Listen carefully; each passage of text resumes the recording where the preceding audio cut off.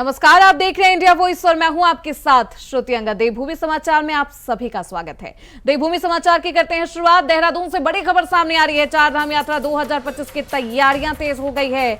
यात्रा को लेकर धामी सरकार की अहम बैठक। सीएम धामी व्यवस्थाओं और तैयारियों का करेंगे समीक्षा। बैठक में रजिस्ट्रेशन की व्यवस्था को लेकर फैसला लिया जाएगा। नियंत्रण, यातायात के साथ ही अन्य व्यवस्थाओं पर भी चर्चा की जाएगी। सचिवालय में दोपहर 12 बजे से शुरू होगी ये अहम बैठक। इस बैठक में चार धाम यात्रा को लेकर चर्चा होनी है।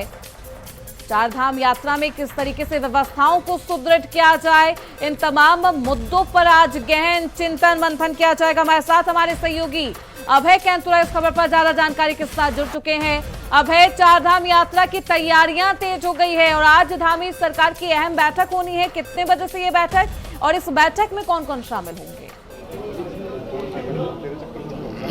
जी बिल्कुल, इसे इस रूप में समझ सकते हैं कि चार धाम यात्रा जो अप्रैल के आखिरी सप्ताह शुरू होगी और मई में प्रथम सप्ताह में कह सकते हैं कि सभी धामों के कपाट यहाँ पर खुल जाएंगे। उस यात्रा को विधिवत रूप से संपन्न बनाने के लिए, यात्रा में बेहतर व्यवस्था देने के लिए आज एक महत्वपूर्ण बैठक यहाँ पर रखी गई है। मुख्यमंत्री पुष्कर सिंह धामी चार धाम यात्रा की तैयारियों की जो है उसकी समीक्षा यहाँ पर करेंगे। जो अभी तक के जो कार्य किए गए वो किस स्तर पर है, आगामी दिनों में किस प्रकार से और बेहतर रणनीति के साथ इस चार धाम यात्रा को सफल बनाया जा सकता है, उसको लेकर अधिकारियों के साथ बातचीत यहाँ पर करेंगे। पर्यटन मंत्री सतपाल महाराज भी इस बैठक में मौजूद रहेंगे। गढ़वाल कमिश्नर इस बैठक में मौजूद रहेंगे। आईजी पुलिस के जो आला अधिकारी हैं वो इस बैठक में मौजूद रहेंगे। और ये कहा जा सकता है कि पूरी तरीके से जो सरकार है वो इस चार धाम यात्रा को सुरक्षित और सुगम यात्रा बनाने की दिशा में जुटी हुई नजर आ रही है। सरकार की कोशिश यही है कि जो पिछली बार जो चार धाम यात्रा पर जो 50 लाख के करीब श्रद्धालु यहाँ पर पहुंचे थे वो आंकड़ा इस बार और यहाँ पर बढ़ सके, धामों में यात्रियों को बेहतर सुविधाएं मिल सके, यात्रा के दौरान किसी भी प्रकार से यात्री को किसी व्यवस्थाओं का सामना न यहाँ पर करना पड़े, उसकी यात्रा सुरक्षित या सुगम यात्रा यहाँ पर बन सके, उसके लिए अधिकारियों को दिशा निर्देश देने का काम अब मुख्यमंत्री की तरफ से यहाँ पर किया जाएगा।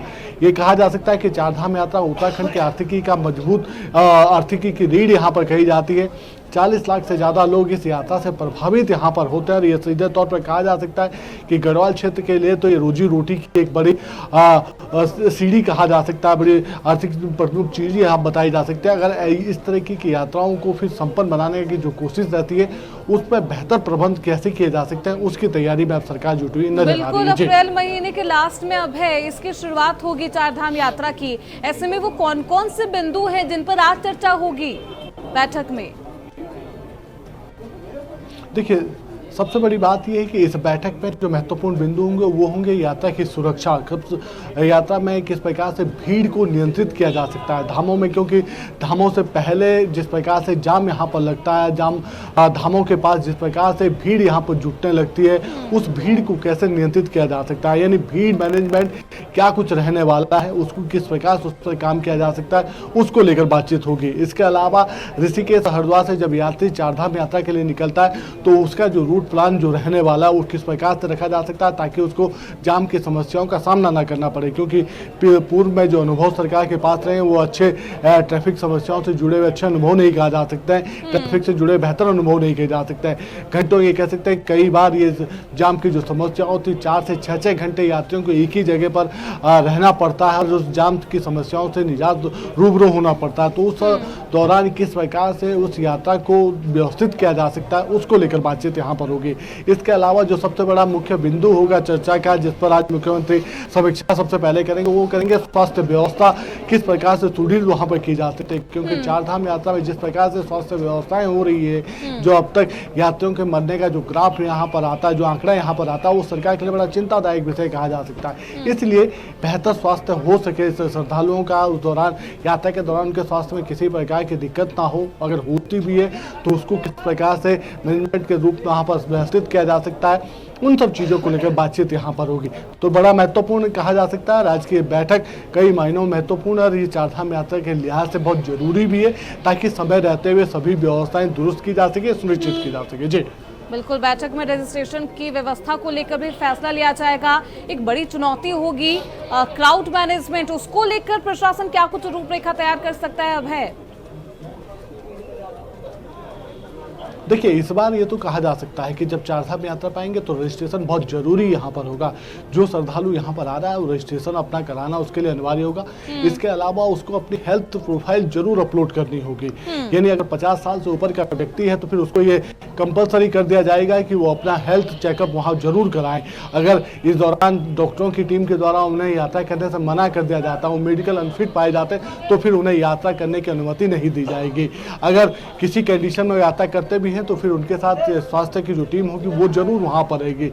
इसके अलावा जो चारधाम यात्रा हमारे खासतौर पर केदारनाथ और यमुनोत्री धाम में जो पैदल रूट है जहाँ पर श्रद्धालु पैदल चलकर धाम में पहुँचते हैं, वहाँ पर स्वास्थ्य की जो चीज़ें हैं उनको व्यवस्थित करने की जरूरत वहाँ पर रहेगी। तो कोशिश यही है कि सारी चीज़ों को सुव्यवस्थित तरीके से व्यवस्थित किया जा सके, मैनेजमेंट को व्यवस्थित रखा जा सके और जो प्रयास है कि चारधाम यात्रा को सफल बनाया जा सके इसको लेकर आज अहम बैठक होनी है सचिवालय में और इस बैठक में तमाम निर्देश मुख्यमंत्री धामी के द्वारा दिए जाएंगे। आप बने रहिए, अब हमारे साथ आगे भी आपका रुख करेंगे। तो वहीं खबरों बढ़ते आगे, देहरादून से बड़ी खबर सामने आ रही है। नए मुख्य सचिव को लेकर सुगबुगाहट तेज हो गई है। मुख्य सचिव राधा रतूड़ी का कार्यकाल खत्म होगा इस महीने, यानी 31 मार्च को उनका कार्यकाल खत्म होना है। आईएएस आनंद वर्धन का नाम लिस्ट में सबसे ऊपर है। सचिव एल फेनई और आरके सुधांशु का नाम भी सूची में शामिल है। वर्तमान मुख्य सचिव को 2 बार मिल चुका है सेवा विस्तार, तीसरी बार सेवा विस्तार मिलने की संभावनाएं बेहद कम जताई जा रही है। तो नए मुख्य सचिव का इंतजार लगातार जारी है, लेकिन क्या इस बार भी सेवा विस्तार मिलेगा, ये देखना बेहद दिलचस्प होगा। हालांकि इसकी संभावना बेहद कम जताई जा रही है। आईएएस आनंद वर्धन का नाम लिस्ट में सबसे ऊपर चल रहा है। हालांकि मुख्य सचिव के दावेदारों की लिस्ट बेहद लंबी है और किसे मुख्य सचिव की जिम्मेदारी सौंपी जाती है, देखना बेहद दिलचस्प होगा। तो नए मुख्य सचिव को लेकर प्रदेश में सुगबुगाहट तेज हो गई। हमारे साथ हमारे सहयोगी अभय लगातार बने हुए हैं। अभय, मुख्य सचिव को लेकर प्रदेश में सुगबुगाहट हो रही है, कई दावेदारों के नाम सामने आ रहे हैं। देखिए, ये कहा जा सकता है कि जो वर्तमान के मुख्य सचिव है राधा रतूड़ी, उनका 31 मार्च को उनका जो कार्यकाल है वो समाप्त हो रहा है। ऐसे में नए मुख्य सचिव कौन होगा, प्रदेश का अगला मुख्य सचिव कौन होगा, उसको लेकर सुगबुगाहट शासन के स्तर पर काफ़ी तेज यहाँ पर होगी। सचिवालय हो या फिर दूसरे प्रशासनिक अधिकारियों के कार्यालय हो, वहाँ पर इस बात की चर्चा होने लगी है। अभी से इस बात की चर्चा पकड़ने लगी कि अगला मुख्य सचिव कौन होगा और वरिष्ठता के आधार पर जिन आईएएस अधिकारियों का नंबर आ रहा है, क्या उन्हें मुख्य सचिव बनाया जा सकता है या फिर मुख्यमंत्री अपने स्तर पर कोई नया किसी आईएएस अधिकारी को प्रभारी मुख्य सचिव के तौर पर यहाँ पर ला सकते हैं। उन सब चीज़ों की चर्चाओं ने यहाँ पर जोर पकड़ा हुआ है। लगातार इस बात की चर्चा यहाँ पर हो रही है, लेकिन अभी तक स्पष्ट जानकारी नहीं मिल पाई है। लेकिन जो सूत्र बता रहे हैं शासन के वो यही है कि वरिष्ठता के क्रम में अगर देखा जाए तो अपर मुख्य सचिव आनंद वर्धन का नंबर यहाँ पर आता है। वो वरिष्ठता के क्रम में सबसे ऊपर के आते हैं। 1992 बैच के आईएएस अधिकारी हैं और अभी तक की जो तैयारियां हैं उस हिसाब से जो अर्हता होती है मुख्य सचिव के लिए वो उनके ऊपर पूरी यहाँ पर होती है। 30 साल का जो कार्यकाल होता है, यानी सेवा का जो समय अवधि होती है 30 साल की मुख्य सचिव बनने के लिए, वो उनकी पूरी हो चुकी है। दूसरा जो स्पष्ट जो जानकारी है वो यही है कि केंद्र की तरफ से भी उनका एनवेलमेंट यहाँ पर 30 साल की सेवा के बाद से मुख्य सचिव के लिए जो एनवेलमेंट होता है वो केंद्र में यहाँ पर हो चुका है। राज्य की तरफ से उनका नाम यहाँ पर भेज दिया गया था और उसको केंद्र की तरफ से मंजूरी भी यहाँ पर मिल चुकी है। तो ये कहा जा सकता है कि अगले मुख्य सचिव आनंद वर्धन यहाँ पर हो सकता है आईएएस अधिकारी, ये उनकी संभावना सबसे ज्यादा यहाँ पर बताई जा रही है। दूसरे विकल्पों के तौर पर देखें तो ये बिल्कुल, लेकिन ये भी है कि वर्तमान में मुख्य सचिव को 2 बार सेवा विस्तार मिल चुका है। क्या संभावनाएं हैं कि तीसरी बार भी उन्हें सेवा विस्तार मिले या संभावनाएं बेहद कम? क्या कुछ वजह? देखिए, अभी तक के जो उम्मीदें हैं और जो शासन के सूत्र बता रहे हैं उसमें साफ तौर पर कहा जा सकता है कि 2 बार सेवा विस्तार मिलने के बाद तीसरी बार के सेवा विस्तार की संभावनाएं वर्तमान मुख्य सचिव पर बहुत कम नजर आ रही है, क्योंकि 2 बार पूर्व में उनको सेवा विस्तार यहाँ पर मिल चुका है। अभी वर्तमान में जो सूत्र बता रहे हैं वो यही है कि मुख्य सूचना आयुक्त के पद के लिए वर्तमान जो मुख्य सचिव हैं उनकी तरफ से आवेदन किया जा चुका है। यानी उन्होंने मुख्य सूचना आयुक्त के लिए अपना आवेदन यहाँ पर किया। तो फिर ऐसे में समझा जा सकता है कि अभी नया जो वर्तमान में जो मुख्य सचिव है, जैसे उनका कार्यकाल पूरा होगा तो अगला मुख्य सचिव कौन होगा, ये नया चेहरा यहाँ पर होगा। यानी वरिष्ठता के क्रम पर जो आईएएस अधिकारी यहाँ पर आएंगे उनमें से ही किसी एक को मुख्य सचिव सचिव की जिम्मेदारी यहाँ पर दी जा सकती है। लेकिन वर्तमान जो मुख्य सचिव हैं उनका सेवा विस्तार आने वाले दिनों में अभी संभव नहीं कहा जा सकता है, इसीलिए ये संभावना ज्यादा प्रबल होती नजर आ रही है कि जो अपर मुख्य सचिव वो अगले मुख्य सचिव यहाँ पर हो सकते हैं। वर्तमान के मुख्य सचिव को इसके पीछे की वजह उस वक्त क्या रही होगी जिसकी वजह से 2 बार उन्हें सेवा विस्तार मिला? देखिए, सबसे बड़ी बात है कि जब पुराने जो मुख्य सचिव यहाँ पर हैं, जो तत्कालीन जो मुख्य सचिव थे डॉक्टर सुखविंदर सिंह संधू, जब उनको सेवा विस्तार के बाद उनकी सेवा अवधि समाप्त हो गई थी तो फिर नए सचिव मुख्य सचिव के तौर पर राधा तुड़ी को जिम्मेदारी यहाँ पर मिली थी। महिला चेहरे थे, यानी पहली IAS अधिकारी जो मुख्य सचिव के पद पर यहाँ पर उत्तराखंड में बनी थी वो राधा रतूड़ी यहाँ पर रही है। और उनका जो कामकाज था उत्तराखंड में महिलाओं को किस प्रकार से सशक्त बनाया जा सकता है, महिलाओं को कैसे एम्पावरमेंट में आगे लाया जा सकता है, कैसे उनको मुख्य धारा में जोड़ा जा सकता है, उसके लिए मुख्य सचिव राधा रतूड़ी का होना बहुत जरूरी था। इसीलिए उनको 2 बार सेवा विस्तार यहाँ पर मिला, यानी जो उनका जो सेवा अवधि थी उस सेवा अवधि पूरी होने के बाद 6-6 महीने का 2 बार उनको विस्तार यहाँ पर मिला है। तो ये जरूरी था कि उस समय की सेवा विस्तार मिलने की संभावना बेहद कम जताई जा रही है। लेकिन दावेदारों की लिस्ट में 2 नाम और भी है, सचिव एल फेनई और RK सुधांशु। इनका नाम क्यों दावेदारों की लिस्ट में सामने आ रहा है और क्या कुछ वजह है? अब है देखिए, वर्तमान अपर मुख्य सचिव आनंद वर्धन के बाद 2 जो प्रमुख सचिव हैं IAS अधिकारी जो प्रमुख सचिव हैं एल फेनई और RK सुधांशु, इन दोनों के नाम पे इसलिए ज्यादा चर्चा यहाँ पर चल रही है क्योंकि दोनों ही मुख्यमंत्री के काफी करीबी यहाँ पर हैं। दोनों ही इस समय कह सकते हैं कि अपर मुख्य सचिव के लिए पात्र हो चुके हैं और जल्द ही उसकी रिपीसी यहाँ पर हो जाएगी। और जैसे ही वो अपर मुख्य सचिव के लिए पात्र यहाँ पर होते हैं तो फिर ये समझा जा सकता है कि मुख्यमंत्री उनके नाम पर भी विचार यहाँ पर कर सकते हैं। तो अगला मुख्य सचिव को लेकर ये कह सकते हैं कि पूरी तरीके से जो कयासबाजियों का जो दौर है वो यहाँ पर चरम पर है, लगातार कयासबाजी यहाँ पर चल रही है। लेकिन अगला मुख्य सचिव कौन होगा ये अभी कहना जल्दबाजी हो गई, क्योंकि 31 मार्च को शासन की तरफ से किसका नाम यहाँ पर दिया जाता है। दावेदारों की एक लंबी लिस्ट है, लेकिन कौन होगा नया मुख्य सचिव ये देखना बेहद दिलचस्प होगा। बहुत शुक्रिया आपका इन तमाम जानकारियों के लिए। खबरों बढ़ते आगे। आगामी 4 धाम यात्रा को देखते हुए आपदा प्रबंधन विभाग ने अपना एड्रेस बुक तैयार कर लिया है, जिससे जनता को उनकी यात्रा से तमाम जो जानकारी है वो मिल सके। वहीं आपदा प्रबंधन विभाग के सचिव विनोद कुमार सुमन ने कहा है कि अब आपदा यानी दूसरी जानकारी के लिए डैशबोर्ड पर संपर्क कर सकते हैं। सचिव आपदा प्रबंधन ने कहा कि 4 धाम यात्रा के दौरान जो मॉनसून सीजन में आपदाएं आती है उसकी भी जानकारी श्रद्धालु और सैलानियों को मिल पाएगी, जिससे उनकी यात्रा सुगम हो सके। के पीछे ये हमारा उद्देश्य था कि जो सूचनाएं हमको चाहिए होती हैं, चाहे आपदा प्रबंधन की दृष्टि से, चाहे मीडिया को, चाहे पब्लिक को, कितने लोग आए दर्शन करने, कितनी गाड़ियां आई, कितने लोग बीमार हुए, कितने लोगों को परेशानी का सामना करना पड़ा, मौसम कैसा रहेगा, जो कुछ एक आम टूरिस्ट को चाहिए आने के पहले हम वो सब कुछ एक मंच पे देने का प्रयास करेंगे कि एक क्लिक पे आप हमारे डैशबोर्ड पे जाएंगे, आपको जो कुछ जानकारी चाहिए होगी यात्रा के बारे में वो सब मालूम हो जाएगा। खबरों बढ़ते आगे। उत्तराखंड के राजनीतिक गलियारों में इन दिनों कैबिनेट विस्तार और बीजेपी के नए प्रदेश अध्यक्ष को लेकर खूब चर्चाएं हो रही है। सीएम धामी के दिल्ली दौरे के बाद ये अटकलें और भी तेज हो गई है। हालांकि सीएम ने साफ कहा है कि यह उनका सामान्य दौरा था जो पहले से तय था, लेकिन चर्चाओं का बाजार अब भी गर्म है।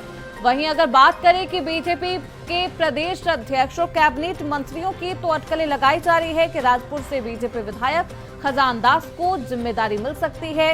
इस सवाल पर देखिए खजान दास ने क्या कुछ कहा। संगठन का एक कार्यकर्ता हूं, जिस तरह का आदेश करेंगे उसका निर्वहन करूंगा और पार्टी ने मुझे यहाँ तक पहुँचाने का काम किया, मैं इसी में खुश हूँ। तो उत्तराखंड राजभवन देहरादून में आयोजित 3 दिवसीय वसंतोत्सव का समापन हो गया है। इस दौरान राज्यपाल गुरमीत सिंह ने पुष्प प्रदर्शनी प्रतियोगिताओं, रंगोली और बच्चों की कला प्रतियोगिता श्रेणियों के विजेताओं को सम्मानित किया।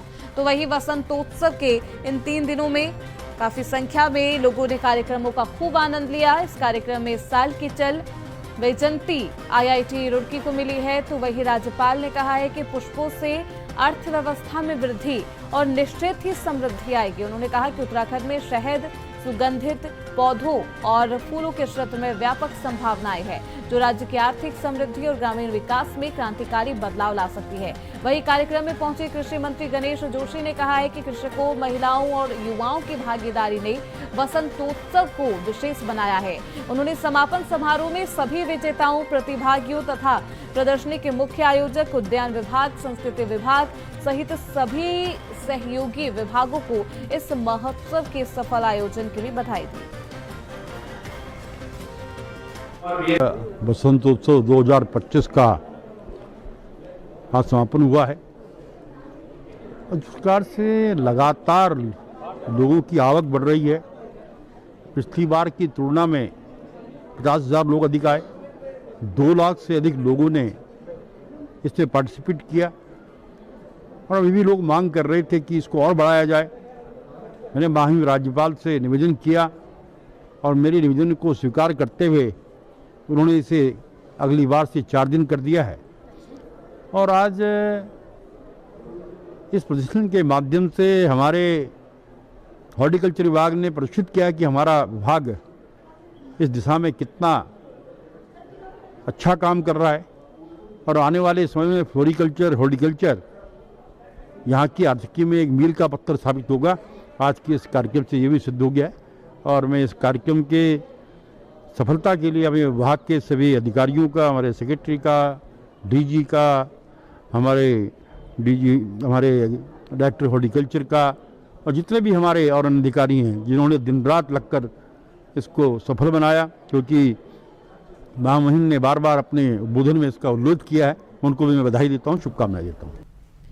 वही काफी दिनों की उठापटक के बाद आज रुड़की मेयर अनीता देवी अग्रवाल अपने पति ललित मोहन अग्रवाल के साथ प्रेस क्लब भवन पहुंची और वहां पत्रकारों के बीच सामूहिक रूप से माफी मांगी है, जिसके बाद पत्रकारों और मेयर के बीच चल रही नाराजगी समाप्त हो गई। इस दौरान भगवानपुर, लक्सर, पिरान, कलियर सहित कई जगहों के पत्रकार वहां मौजूद रहे।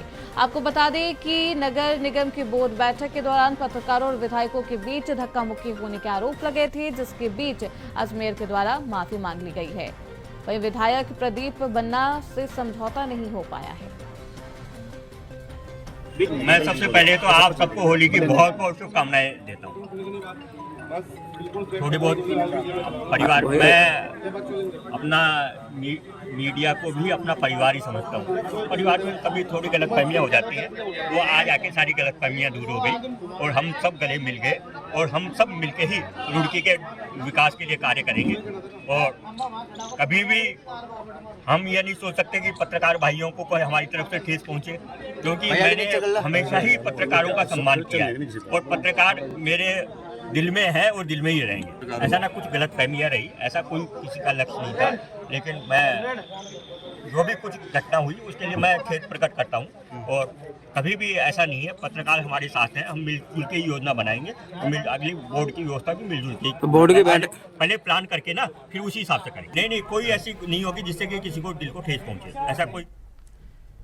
तो वहीं हरिद्वार के ज्वालापुर कोतवाली क्षेत्र के लोधा मंडी में दर्दनाक हादसा हो गया है, जहां एक घर में जिसमें पटाखे बनाए जा रहे थे, वहां पर अचानक जोरदार विस्फोट हो गया और धमाके की आवाज से घर के 3 शेड उड़ गए हैं। इस हादसे में एक युवक गंभीर रूप से घायल हो गया है, जिसे तुरंत हायर सेंटर रेफर कर दिया गया है। सूचना मिलते ही एसपी सहित पुलिस टीम मौके पर पहुंची और स्थिति पर काबू पाया है।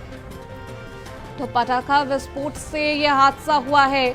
हरिद्वार के ज्वालापुर कोतवाली क्षेत्र का ये पूरा मामला, जहां पर एक घर में पटाखे बनाए जा रहे थे, तभी यह हादसा हुआ। सूचना मिलते ही एसपी सहित पुलिस की टीम मौके पर पहुंची और स्थिति का जायजा लिया गया है। फिलहाल पुलिस मामले की जांच कर रही है। आशंका जताई जा रही है कि घर में अवैध रूप से पटाखा निर्माण किया जा रहा था, जिसके चलते यह हादसा हुआ है। आज ये लोधा मंडी में एक घर में विस्फोट हुआ है, तो इसमें प्रारंभिक जांच में पता चला कि व्यक्ति जो है आतिशबाजी बनाने का काम करता था। आज़ाद पुत्र सरवर इसका नाम है और इस व्यक्ति की एक हाथ उड़ गया है विस्फोट में। उसे गंभीर अवस्था में यहाँ से GD हॉस्पिटल गया था, वहाँ से रेफर एम्स के लेकर किया गया। मौके पर BDS, फॉरेंसिक की टीम और सभी आ गए हैं, इसकी जाँच की जा रही है। निश्चित रूप से इसके पास अभी तक कोई जानकारी, ये व्यक्ति तो स्वयं गंभीर रूप से गया है, लेकिन अभी तक की जानकारी में इसके पास कोई लाइसेंस वगैरह नहीं है। लेकिन क्योंकि आतिशबाजी यहाँ पे चलाने का कार्य करता था, तो घर में बनाए जा रहे थे पटाखे। हालांकि अब पुलिस प्रशासन इस पर एक्शन लेता हुआ नजर आ रहे हैं। हमारे साथ हमारे सहयोगी विकास चौहान इस खबर पर ज्यादा जानकारी के साथ फोन लाइन पर जुड़ चुके हैं। विकास, क्या कुछ है ये पूरा मामला और अभी तक क्या कोई हताहत की भी जानकारी मिल रही है इस हादसे में?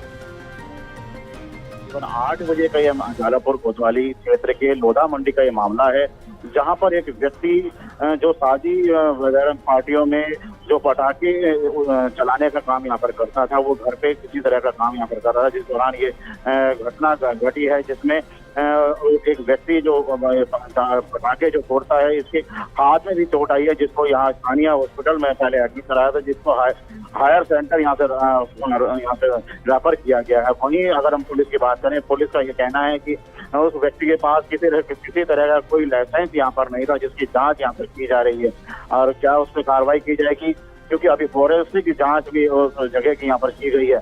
घटना की बात करें तो जो धमाका यहाँ पर हुआ है, उसके कारण से उसका जो घर की छत है वो यहाँ पर बिल्कुल क्षतिग्रस्त हो गई है और काफी मकान को काफी क्षति यहाँ पर पहुंची है। तो कह सकते हैं कि बिना जो पुलिस के आधार पर जो पुलिस बता रही है, उसके आधार पर यही कहा जा सकता है कि बिना अनुमति के, बिना लाइसेंस के ये व्यक्ति यहाँ पर पटाखे बनाने और जो शादी विकास, पुलिस प्रशासन लगातार जांच कर रहा है। क्या अभी तक वजह स्पष्ट हो पाई है? आखिर कैसे पटाखों में आग लगी, किस तरीके से विस्फोट हुआ?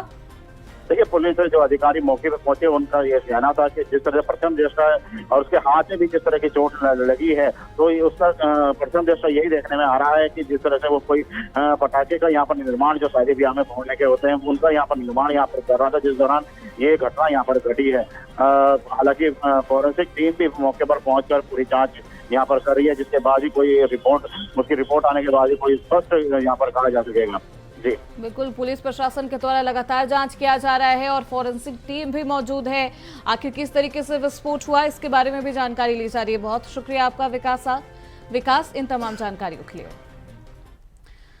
तो खबरों बढ़ते आगे। उत्तराखंड में राज्य केंद्र और यूथ फाउंडेशन मिलकर जंगलों की आग को समाप्त करने और भविष्य के लिए थर्मल एनर्जी पर फोकस करने के लिए 11 मार्च को एक सेमिनार किया जा रहा है, जिसमें विशेषज्ञ अपनी बात को रखने का काम करेंगे और सुझाव देंगे कि किस प्रकार से इस दिशा में उत्तराखंड के अंदर काम किया जा सकता है। यूथ फाउंडेशन के संस्थापक और भाजपा के वरिष्ठ नेता कर्नल अजय कोठियाल ने कहा कि उत्तराखंड के जंगलों में लगातार आग बढ़ रही है, इसलिए आज जरूरत है कि उसे समाप्त किया जाए।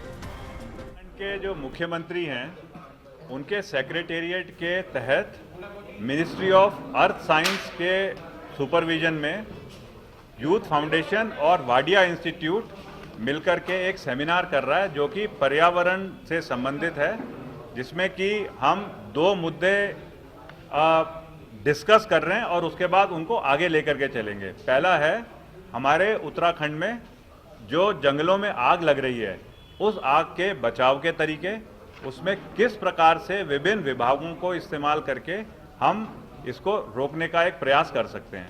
और दूसरा है रिन्यूएबल एनर्जी, जो कि आज कार्बन फुटप्रिंटिंग हमारी धरती को जो चैलेंज दे रही है सर्वाइवल के लिए, हमारे जो युवा हैं, बच्चे हैं, अगले भविष्य उनके लिए, उसको कैसे कम करने के लिए हम रिन्यूएबल एनर्जी पर ज़्यादा फोकस कर सकें।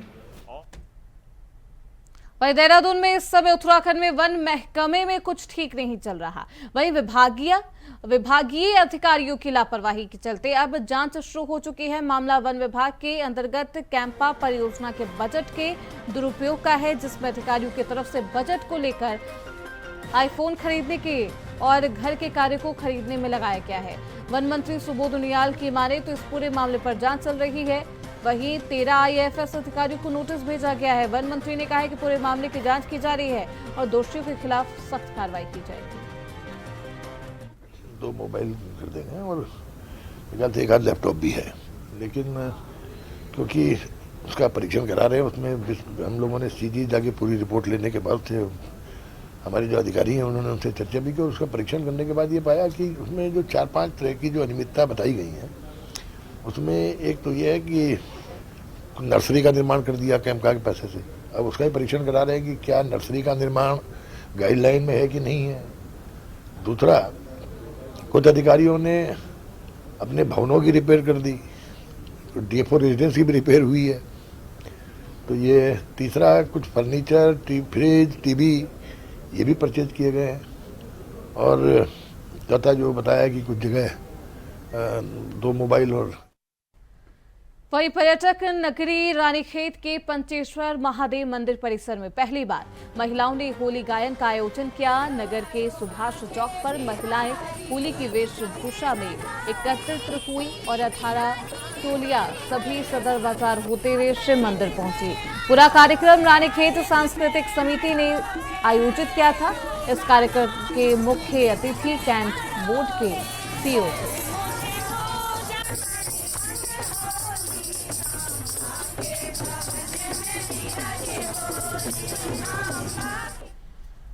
तो फिलहाल इसी के साथ इस बुलेटिन बस इतना ही। देखते रहिए इंडिया वॉइस।